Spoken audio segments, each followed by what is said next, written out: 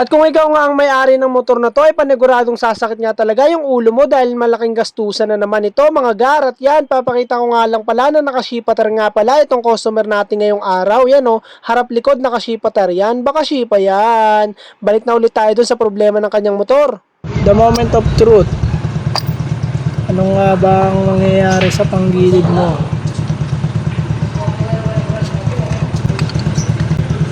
Uy, puta, sabi na nga ba. Ay, durog, gags. Ayun o. Hindi, ito. Tignan mo. Hindi, tingnan mo rin dito ka mo. Oh, isla nipis yan. Hindi, bola.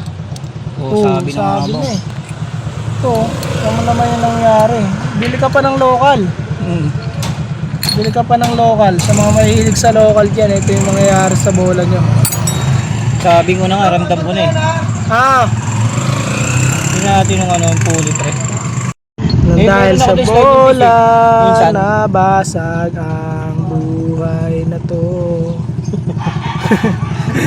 Cancel mo na pre, bibili ako ng ano. Napaawit na lang tuloy tayo doon mga gar. At yan, binabaklas na muna natin yung kanyang drain plug ng gear oil kasi nga papalitan muna natin yan. At bago natin yan i-change oil, ang ginagamit nga pala natin na langis dyan ay speed metal oil yan o. Baka speed metal oil yan. Itong langis nga pala na ito ay talagang subok na natin sa ating pang araw-araw na biyahe. Lalong-lalo na sa mga endurance at mga long ride dahil ginamit na ito ng ating mga kasamahan ng mga motovlogger din. At yan, may re-recommend ako talaga sa inyo na magpalit na ng langis. At speed metal nga pala ang inyong gamitin na langis para sa inyong mga mahal na motor. At pagkatapos nga natin mapalitan ng bagong langis itong kanyang motor ay dadako na tayo sa kanyang panggilid. Kailangan kasi na malinis na yung panggilid ng kanyang motor bago natin isalpa mga bagong pyesa na kanyang binili para sa kanyang motor. At yan, nililinis na nga natin. Makikita nyo nga rin dyan na gas nga lang yung ginagamit natin na panlinis sa kanyang panggilid kasi nga naman ay medyo budget meal nga lang din yung ating customer kasi nga naman mahal nga naman talaga yung panlinis ng ating mga panggilid lalo na yung pang spray talaga. Pero ito naman talaga kasi yung talagang pamamaraan ng paglilinis dati pa kaya naman ito na talaga yung ating ginawa. At yan, binugaan na natin ng gasolina rin para naman matanggal na yung mga itim-itim at nang maging presentable naman siya. At yan, pagkatapos nga pala natin siyang linisan at bugahan ng gasolina ay pupunasan na natin siya para naman matuyo na talaga. At yan, pinupunasan na natin. Pagkatapos natin punasan yan ay dadako naman tayo dun sa kanyang pulley set at yung kanyang belt para naman atin ang malinisan. At ito na nga yung finished product niyan. Yan, makikita nyo naman na malinis na rin kahit papano, di ba? Yan. Ako, tama na yan. At dito naman tayo dadako ngayon sa kanyang mga panggilid kasi nga naman lilinisan na natin dito at gagamitan na rin natin ng gasolina. Para nga naman pagbalik ng customer natin galing pagbili ng bagong pyesa ay maikabit na natin ito at maisalpak na. Kasi nga naman makikita nyo naman talaga kung gaano nga naman talaga kadumi itong kanyang mga pyesa ng motor. Tignan nyo naman pati yung crankcase cover niya, tignan nyo parang kakapitan na rin ng talaba. At yan, nilinisan na natin yan at pupunasan na natin para maging presentable na talaga siya pag ikinabit na natin yung mga bagong pyesa. At yan, goods na goods na. Hay, salamat. After many years ay dumating na rin yung bagong pyesa na binili ng ating customer. Inabot na daw kasi siya ng siyam-siyam doon sa kakapila kasi umabot pa daw ng lunch break yung kanyang binilihan ng pyesa kaya naman nag-break time pa muna sila. At dito nga ay parang nadala na yung customer natin kasi nga genuine parts na yung kanyang binili. At yung slider piece nga na ginamit natin dyan ay Sun Racing yung tatak niyan. Sun Racing baka naman.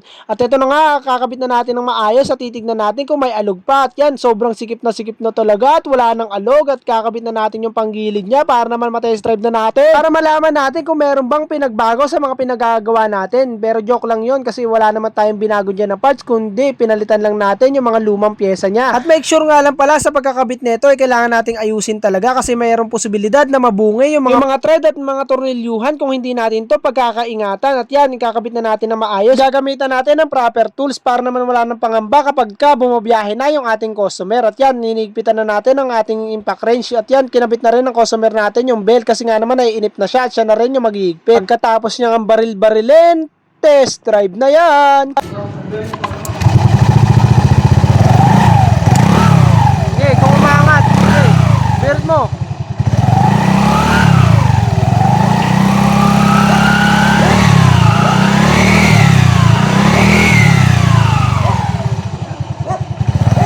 Dahil nga goods na, yan na, iti-test drive na ng galante natin na customer. Baka si Mark Chris yan. Kung nakaabot kayo hanggang dito sa dulo ng video na to, paki-like, follow, and share naman sana ng ating video. Maraming salamat po sa walang sawa nyo na panonood. Sana marami pa po kayong mapanood ng mga video tutorial na kagaya nito. Hanggang sa susunod muli na video, paalam! Geng, bye-bye!